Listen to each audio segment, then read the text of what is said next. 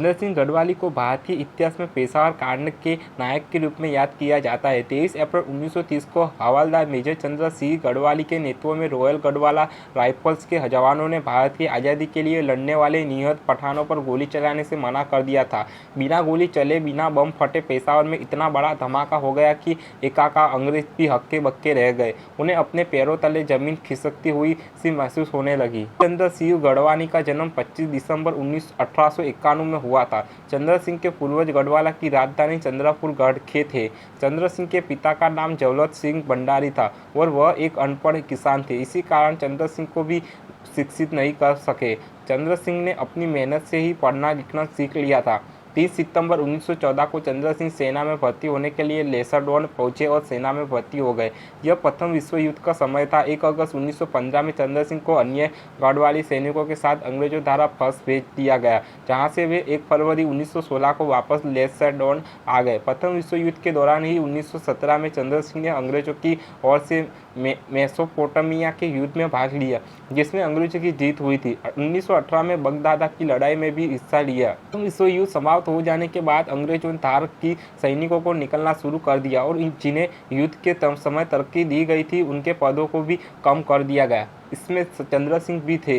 इन्हें भी हवलदार के सैनिकों ने बना दिया गया था, जिस कारण इन्होंने सेना को छोड़ने का मन बना लिया, पर उच्च अधिकारियों द्वारा इन्हें समझ गया इनकी तरक्की का ख्याल रखा गया जाएगा और इन्हें कुछ समय का अवकाश भी दे दिया जाएगा। इसी दौरान चंद्र सिंह महात्मा गांधी के संपर्क में आए।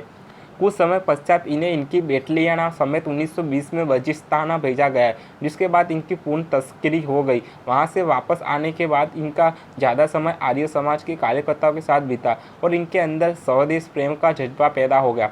पर अंग्रेजों का यह रस नहीं आया और उन्होंने इन खैबर दर्द के पास भेज दिया। इस समय तक चंद्र सिंह मेजर हवलदार के पद को पा चुके थे। उस समय पेशावर में स्वतंत्रता संग्राम की लौ पूरे जोर शोर से साथ चली हुई थी और अंग्रेज इसे कुचलने की पूरी कोशिश कर रहे थे। इसी काम के लिए 23 अप्रैल 1930 को उन्हें पेशावर भेज दिया गया और हुक्म दिए कि आंदोलनरत जनता पर हमला कर दे, पर इन्होंने यहाँ की जनता पर गोली चलाने से साफ मना कर दिया। इसी ने पेशावर कांड में गढ़वाली बटालियन को एक ऊंचा दर्जा दिलाया और इसी के बाद से चंद्र सिंह को चंद्र सिंह गढ़वाली का नाम मिला और इनको पेशावर कांड का नायक माना जाने लगा। अंग्रेजों की आज्ञा ना मानने के कारण इन सैनिकों पर मुकदमा चला। गढ़वाली सैनिकों की पैरवी मुकद्दमा लाल धारा की गई, जिन्होंने अथक प्रयासों के बाद इनके मृत्युकांड की सजा को कैद की सजा में बदल दिया। इस दौरान चंद्र सिंह गढ़वाली की सारी संपत्ति जब्त कर ली गई और इनकी वर्दी को इनके शरीर से काट कर अलग कर दिया गया। 1930 में चंद्र सिंह गढ़वाली को 14 साल के कारावास के लिए अहमदाबाद की जेल में भेजा दिया गया, जिसके बाद इन्हें अलग अलग जेलों में स्थानांतरित किया जाता रहा, पर इनकी सज़ा कम हो गई और 11 साल के कारावास के बाद इन्हें 26 सितंबर 1941 को आज़ाद कर दिया गया, परंतु इनके में प्रवेश प्रतिबंधित रहा, जिस कारण इन्हें यहाँ वह भटकते रहना पड़ा और अंत में वह वर्धा गांधी जी के पास चले गए। गांधी जी ने इनका बेहद प्रभावित रहे। 8 अगस्त 1942 के भारत छोड़ो आंदोलन में इन्होंने इलाहाबाद में रहकर इस आंदोलन में सक्रिय भागीदारी निभाई और फिर से 3 साल के लिए गिरफ्तार हुए। 1945 में इन्हें आज़ाद कर दिया गया।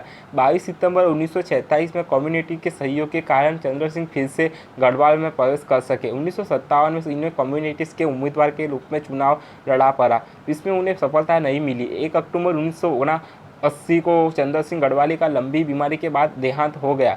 1994 में भारत सरकार द्वारा उनके सम्मान में एक डाक टिकट भी जारी किया तथा कई सड़कों के नाम भी इनके नाम पर रखे गए।